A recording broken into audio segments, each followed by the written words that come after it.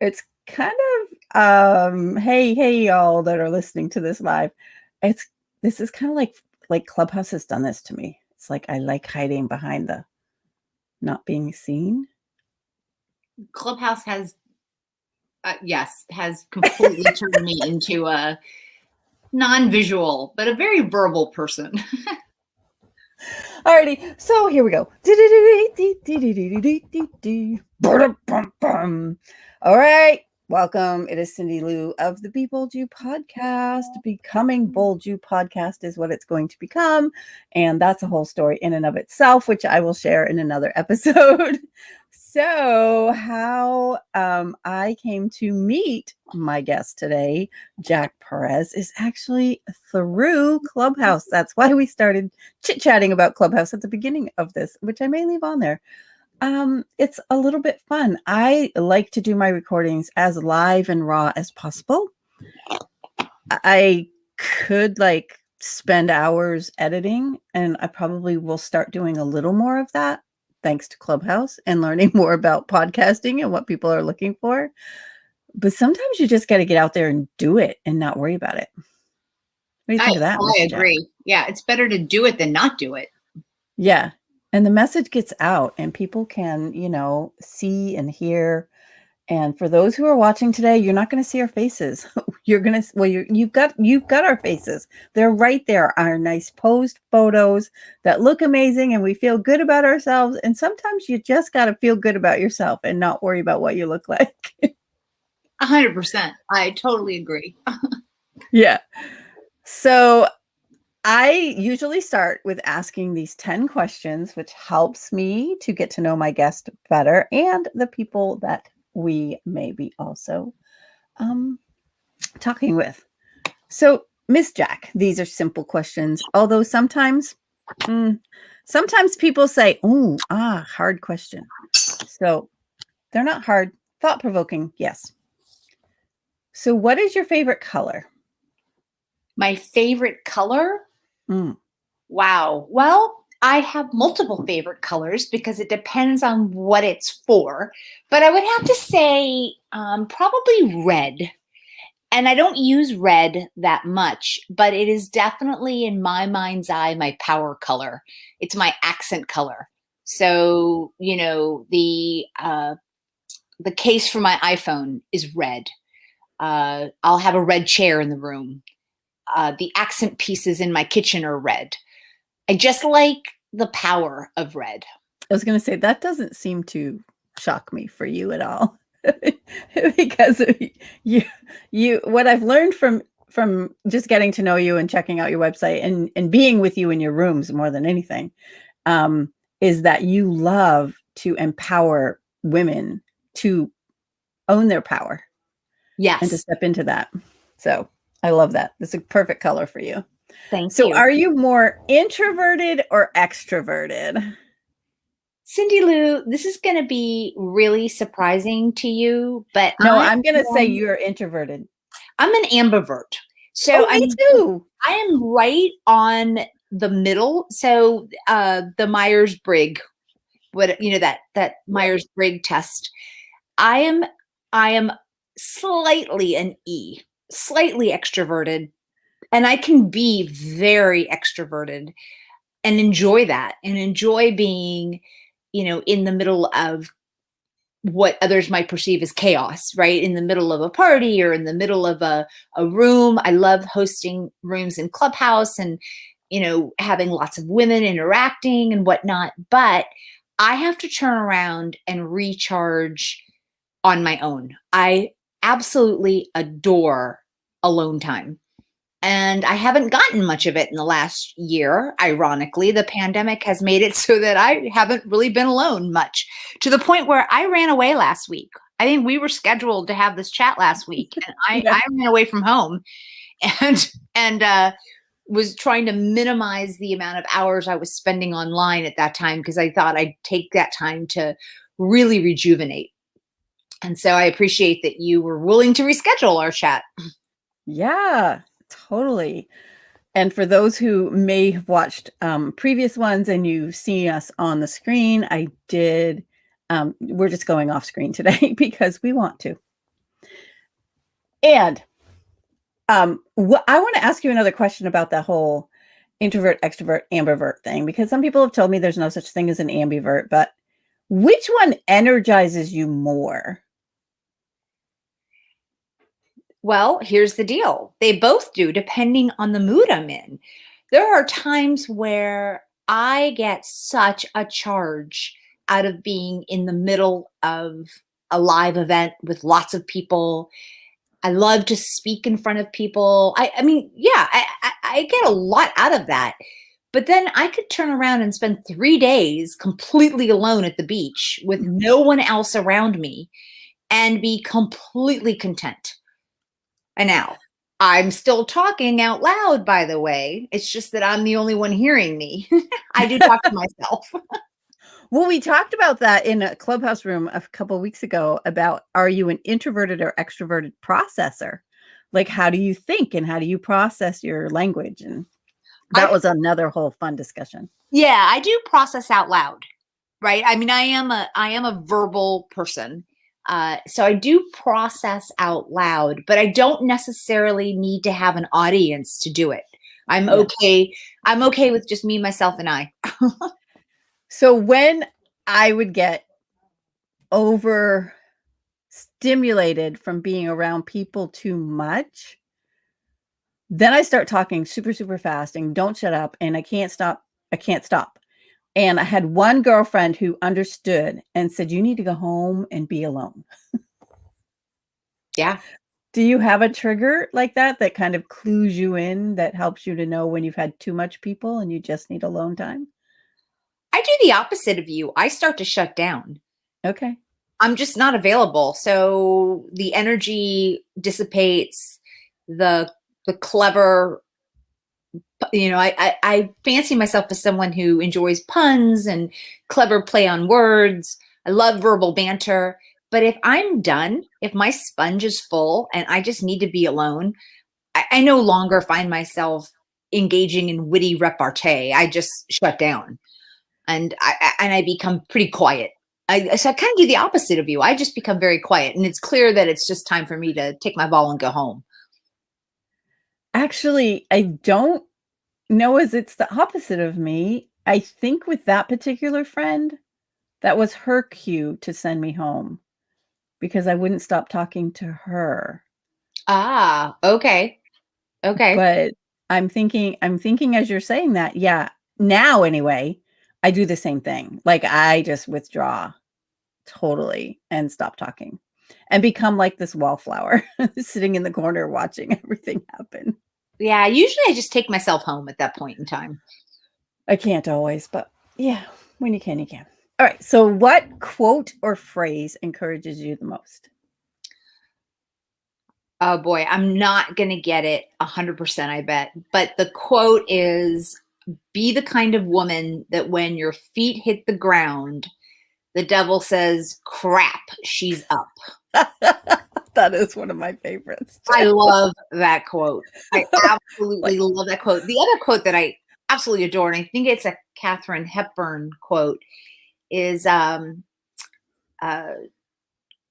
good women, nice women or nice girls rarely make history, or something like that. And just, I love that quote too. And I'm not doing it justice. I would have to, oh boy, the menopause brain. It's terrifying. You would think I would know this because I really like the quote, but I know what it means and I kind of live by it. So yes, I definitely believe that we need to make history and we can't be quote unquote nice about it all the time. So yeah.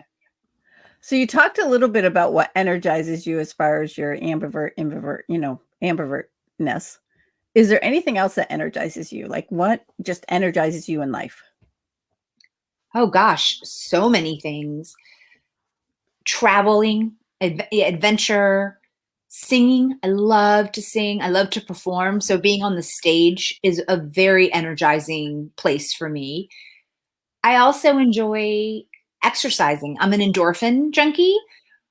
I get a lot out of moving, and in particular, like either jump roping or high intensity training where you get into that anaerobic aerobics going back and forth because the endorphins really kick in. I love that feeling. Absolutely love that feeling. But yeah, so traveling, singing, being on the stage, working out, a lot of things. I guess a lot of things energize me. That's awesome. What has been your favorite age? I don't think I've had it yet.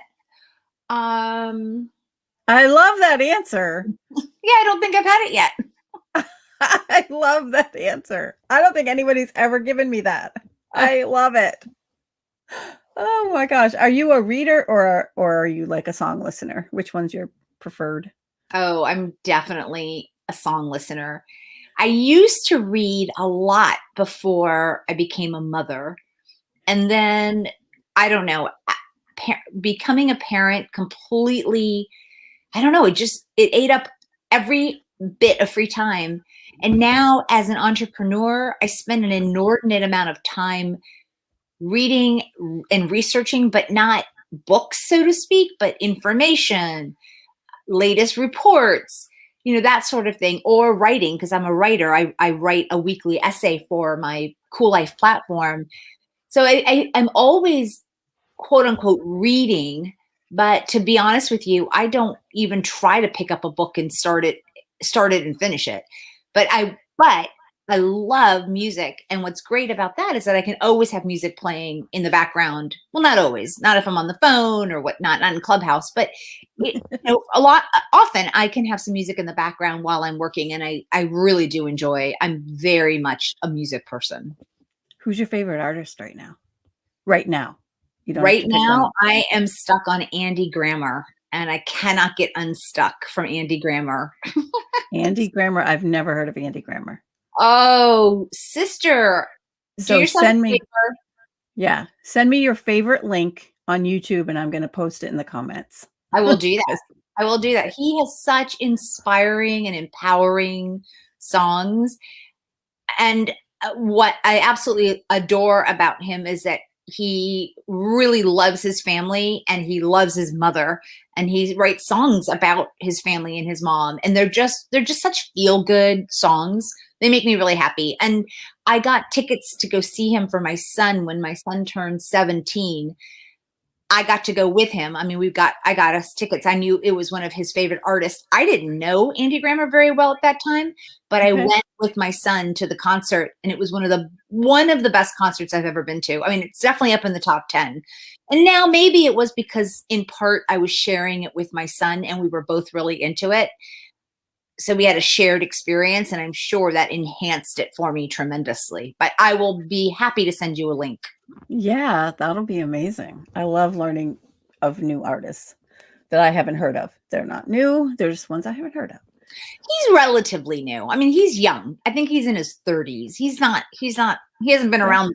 He hasn't been around forever. He's definitely that's pretty young. Yeah, he's pretty like young. Us. Haven't been around forever like us. Yeah, be quiet. We're not talking about that. So what's the most exotic place you've ever been in real life or your mind? Wow. Well, I spent an entire year traveling around the world. So I've been to quite a few exotic places. I'm trying to think. Zanzibar was fairly exotic, but so was Petra, Jordan. I absolutely loved Petra. I've been to Punta Arenas, which is at the very bottom of Argentina. Like the next stop is Antarctica. And you can tell you've been there because you know how to say it. Yes, I do know how to say it. Well, yeah, I guess. Oh, I've also been to some places in Bolivia that were just amazing from natural wonders. There's the Altiplano from Chile into the Altiplano of Bolivia, where the Salpan of Uyuni is one of the most magical places ever. Yeah, so quite a few places that I've been to have been kind of out there or a little bit of exotic. Egypt was definitely bizarre and exotic in many ways. I took a felucca trip for a week, which is basically you're on a floating raft for an entire week going up the Nile. There's no bathroom on this raft.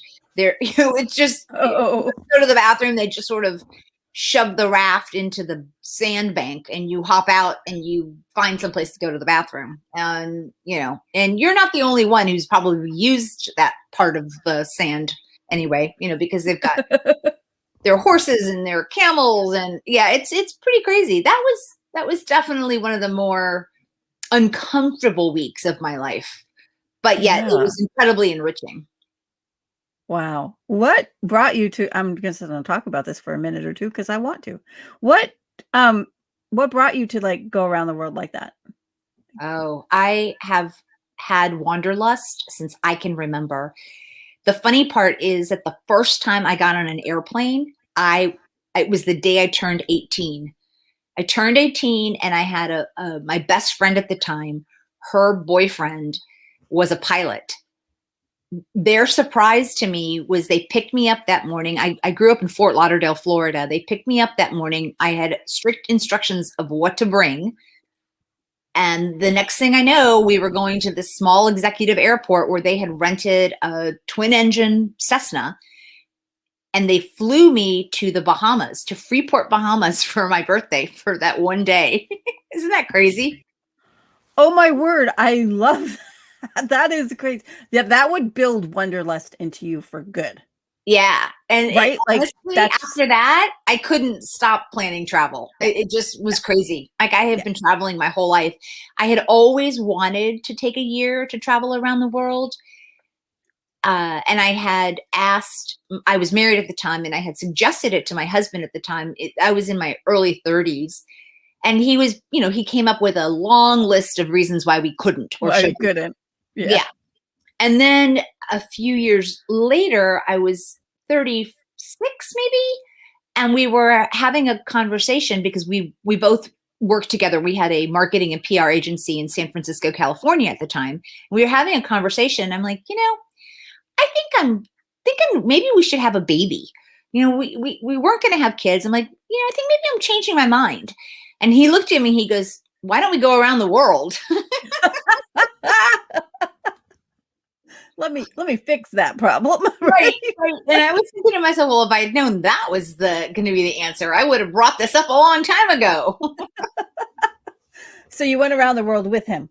Yes, we did. We put our business on hold.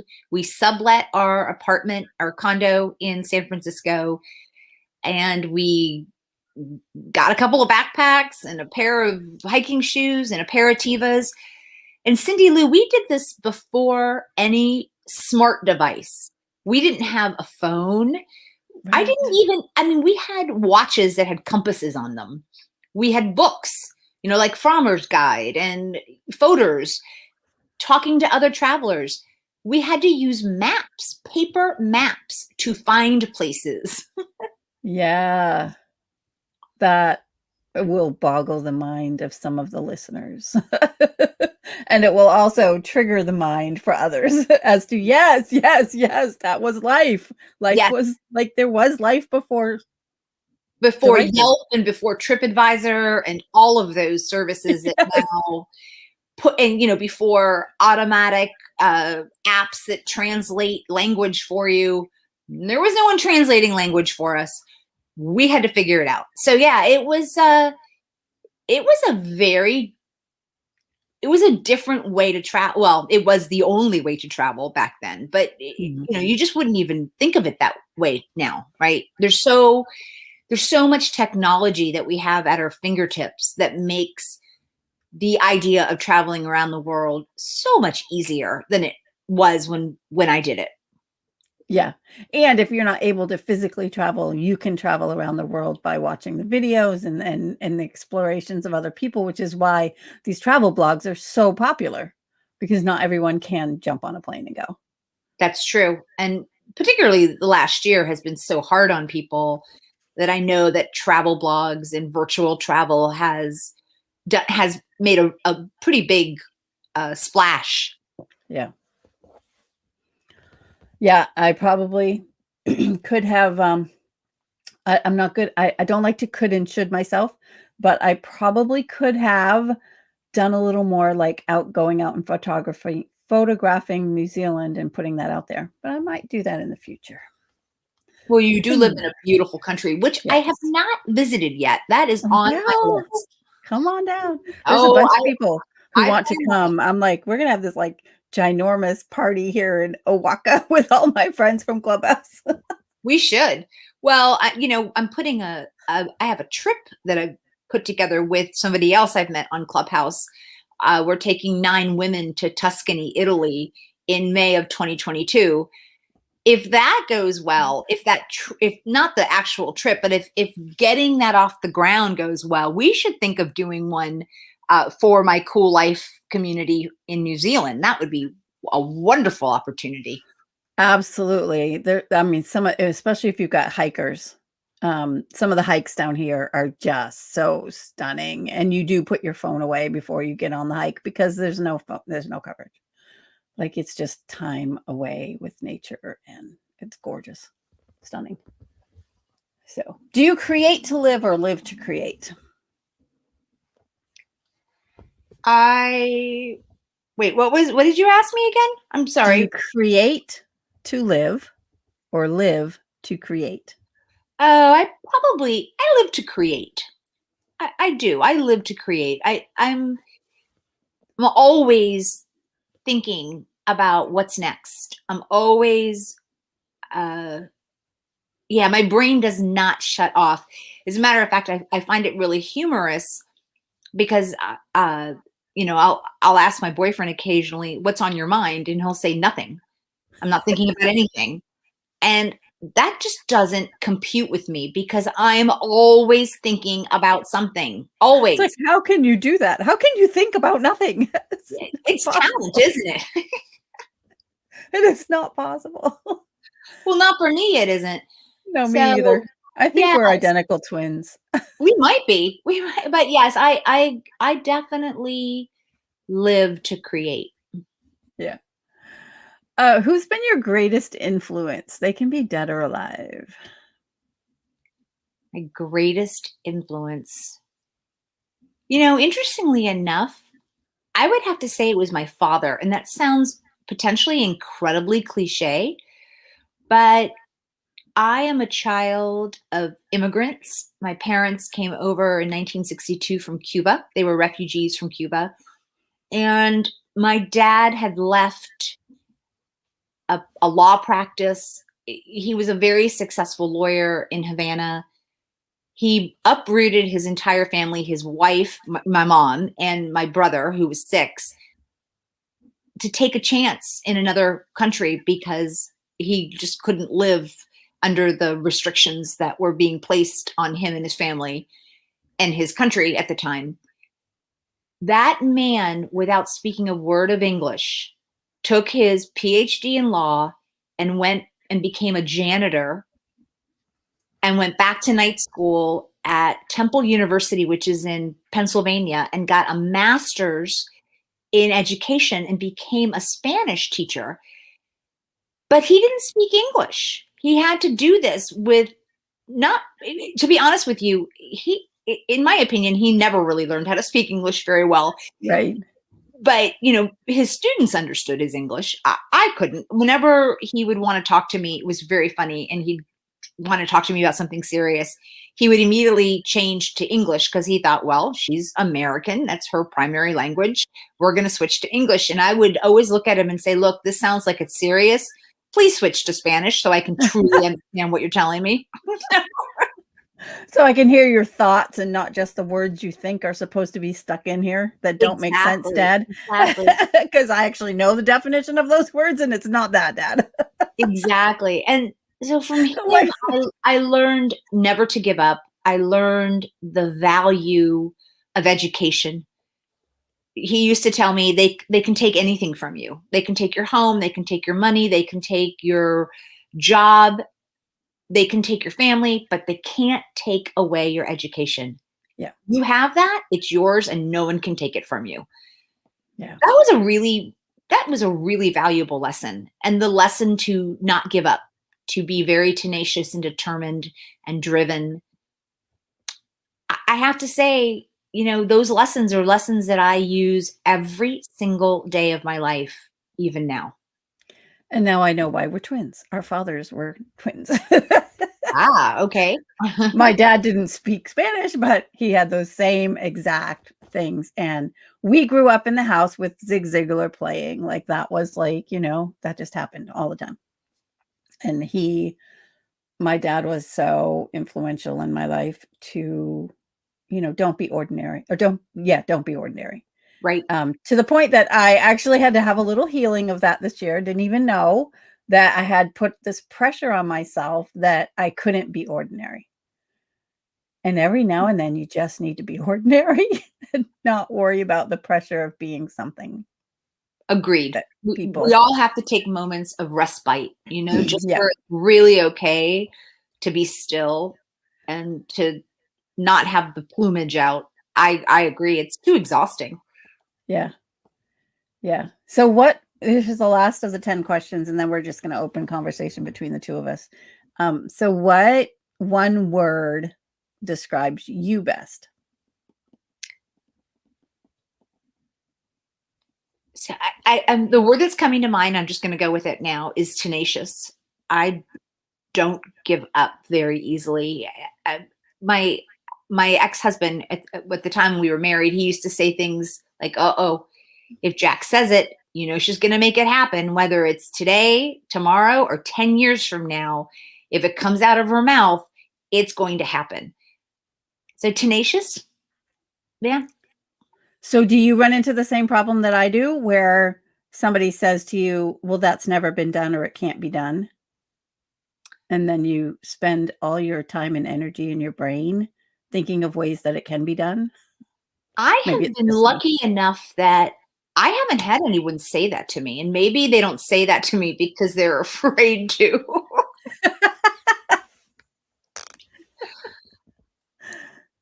Yeah. And the thing is that I'm so super creative that my solutions are usually too complicated for other people to understand. They work brilliantly if I can get the information from my brain to their brain, then they can follow the directions. But if I can't translate it or they don't comprehend it, it falls apart quite quickly. Right. Yeah, you have to be able to transfer knowledge. That's important. And I struggle with that at times as well. That I know why and how something works, but to translate that in a way that is easy for somebody else to digest and understand, that can be very challenging.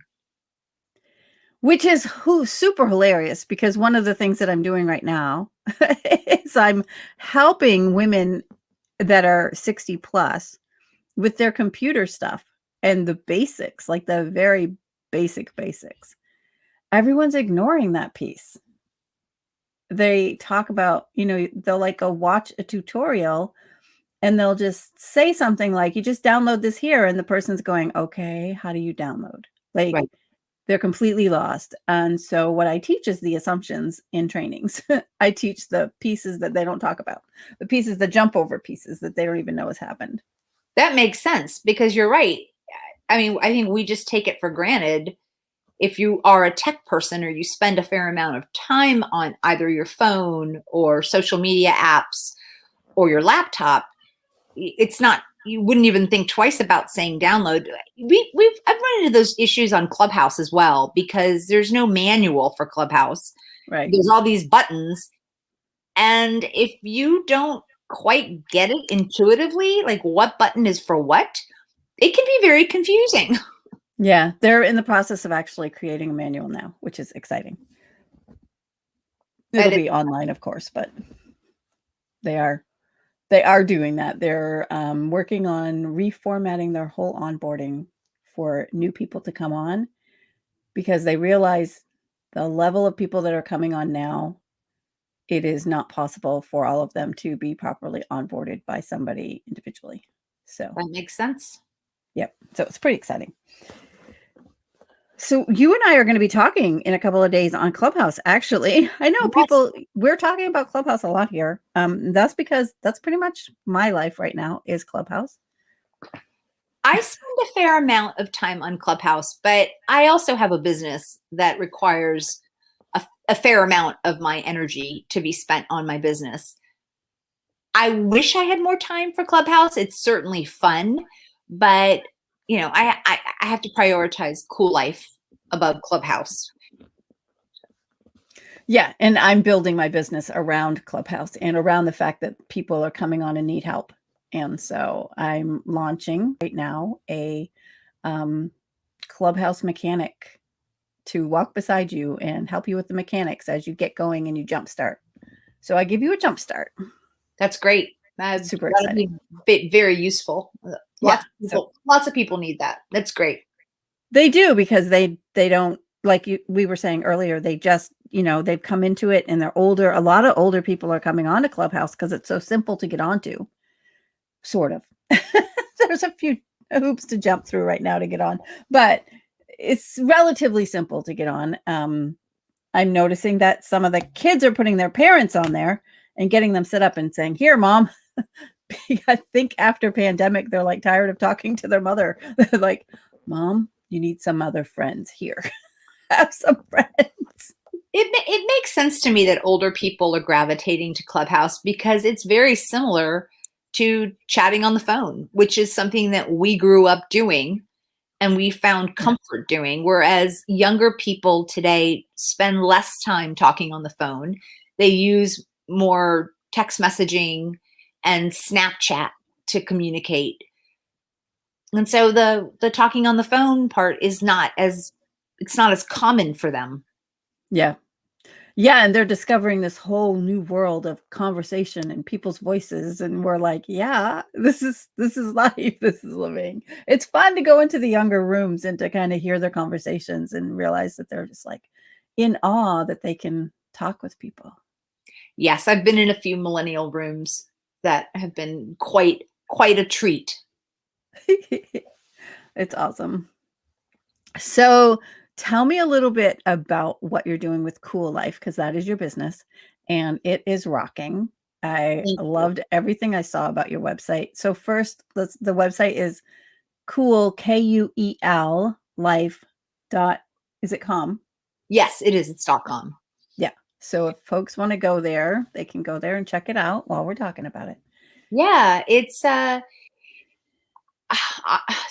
I gotta tell you, when I hit about 53, I hit this wall of what is going on? What is going on with me? Why am I aging so fast? Meaning, like, I was in the height of menopause and I didn't realize it at the time, but I was really struggling with menopause, which in hindsight, I was like, oh, it's so much clearer to me now that I'm on the other side of it. But what happened, what ended up happening to me was I was triggered because I couldn't find information out, on the internet that was really relevant or empowering to me and to what I was going through. I also thought, well, this is just ridiculous. How is that possible that there are so many of us? We are the largest cohort of the population, yes, women 45 and above. And yet we're being ignored. We're not being spoken to, or there aren't images of us. They're trying to get us to buy these products, but then they don't use images of women that we could really relate to show us the product. They either show us someone who clearly is too young or someone who is like really, really old, which there's nothing wrong with that. But what about people in their 50s and 60s? Where are those people? Yeah, absolutely. Yeah. So I decided, excuse my French, but screw it. I'm not putting up with this. I'm going to build my own platform that speaks to me, to what I want. And what I want is I want expert content on topics that are relevant to me, written by other women who know what they're talking about.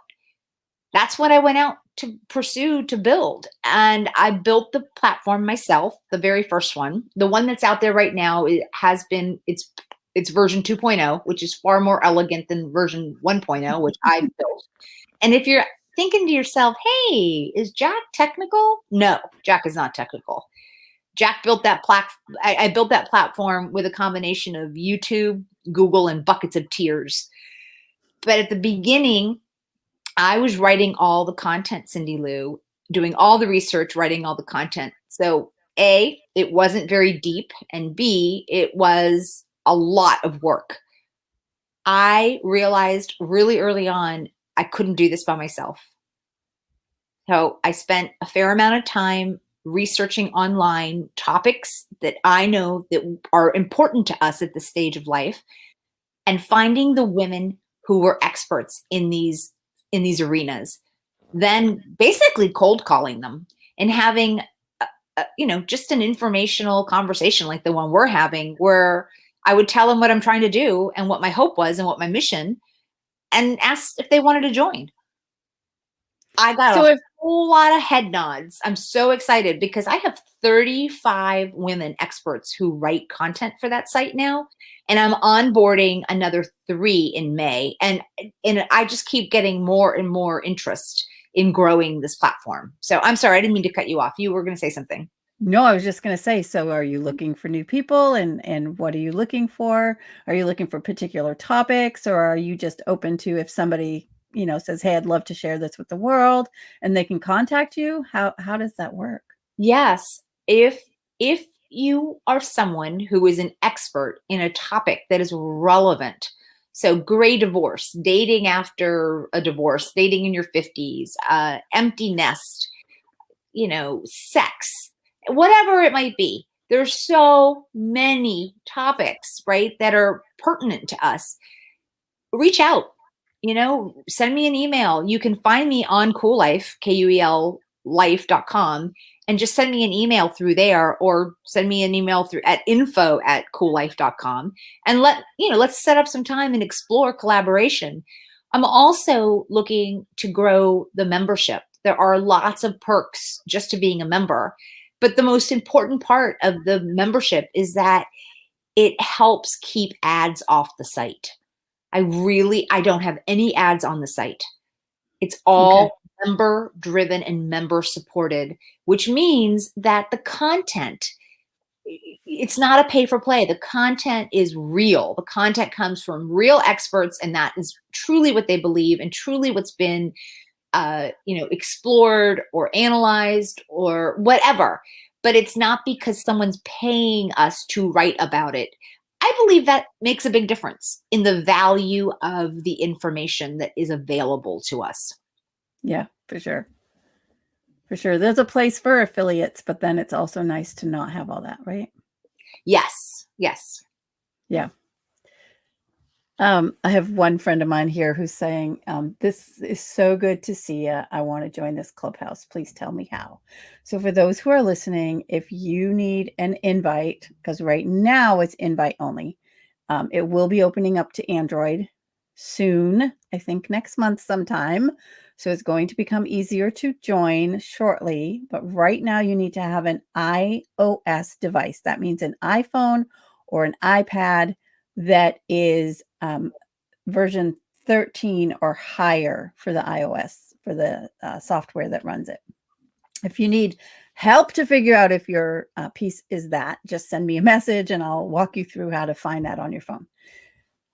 And let me know that you need an invite. I'm sure, Jack, you probably have a few invites also. I do. You can send a message to us and we will get you hooked up and get you onboarded properly. And yeah, it's a great platform where people are connecting globally. And what are we going to talk about, Jack? We talked about that the other day. You wrote something down. I don't remember what it was. I think it might have been the verbal processing.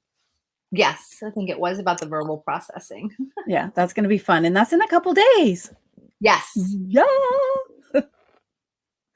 What if you only had one place on your website to send people, where would you send them? Would it be the main page, or would you send them somewhere else? It's a little more hidden.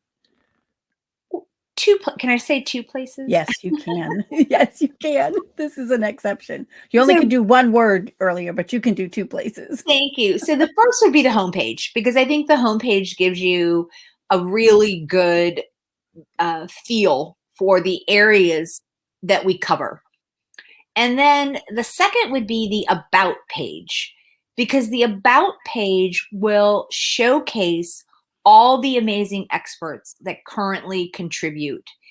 And there are just some powerhouse women that are part of the Cool Life community. I could not be more impressed with that roster of women. They're just, each and every one of them is an incredible woman all onto herself. And the fact that they're all in it together with me, collaborating to make Cool Life just a much stronger platform. There's power in numbers, ladies. There really, really is. And we're joining forces.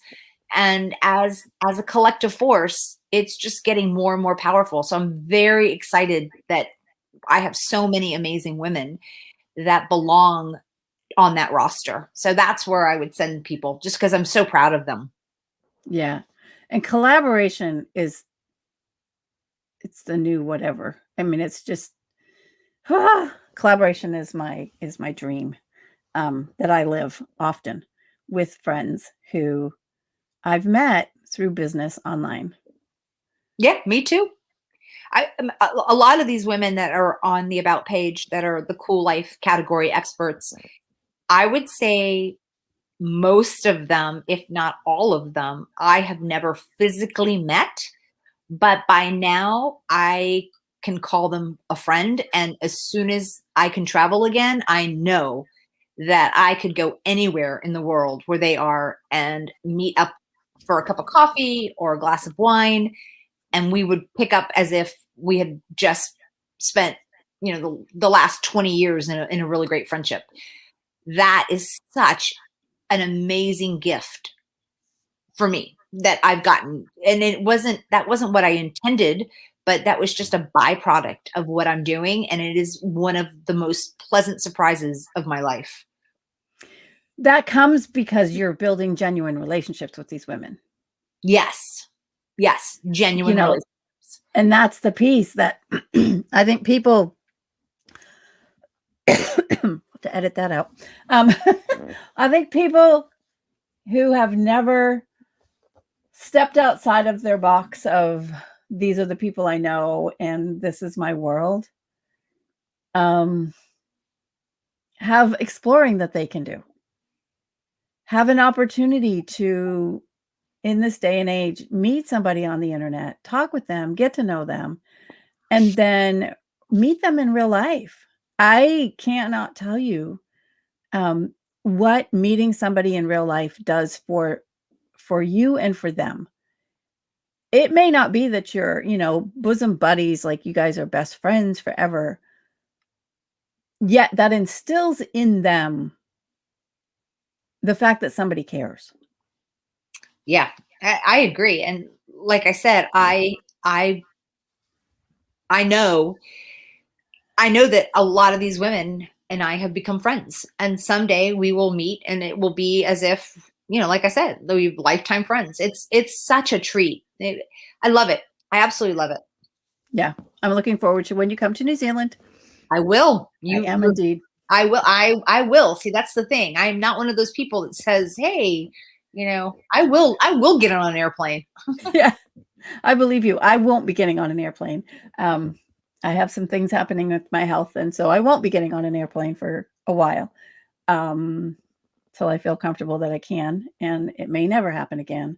So I look forward to people coming here to New Zealand to visit me, and I'm grateful for things like Clubhouse and Facebook and Instagram and all of these things where I can stay connected to the world. If you are looking for a community of people, women who are going to encourage you and raise you up and really empower you to become more of who you want to be in the world, right? It's not even who you were created to be. Who do you want to be in the world? That is the whole thing with the Becoming Bold You. It's who do you want to be in this world? You get to choose who you are, even if you, like me, are grounded and can't get up off of, this particular ground turf that I'm on. I can still explore the world through the eyes of friends and through talking with them. And you've put together that whole kind of thing where you can explore different topics about life after 50 and reinventing our lives and empowering us to become more. So I want to say thank you as a woman who's almost 60. I'm going to be 59 this year. Happy birthday. So yeah, July. It's I'm coming a up. July baby. I'm a July baby too. Girl, I'm telling you, we're twins. I want to say thank you for being here today and for sharing this time with me. This has been amazing. As always, I love being in your rooms on Clubhouse. I love spending time here with you, and I look forward to doing it again sometime. Do you have any last things you'd like to say? No, I just wanted to thank you for inviting me. And thank you for being flexible in rescheduling when I ran away from home. Yeah, no, I just had so much fun. I always have fun talking with you, and I always love when you come into my Second Act Sisters rooms. I always know that there's going to be some really great conversation going on when you show up. So yes, so thank you as well. Yeah, you're so welcome. It is one of my favorite rooms to go into, and I sometimes I don't get there now because it's 7 a.m. my time, I think now, so I'm not always up and about. But hey, when I am there. All right. So for those who are listening, you know the drill. At the end of this, I say, remember to always live your life out loud and be bold you. This is your time for becoming bold you. Have an amazing week.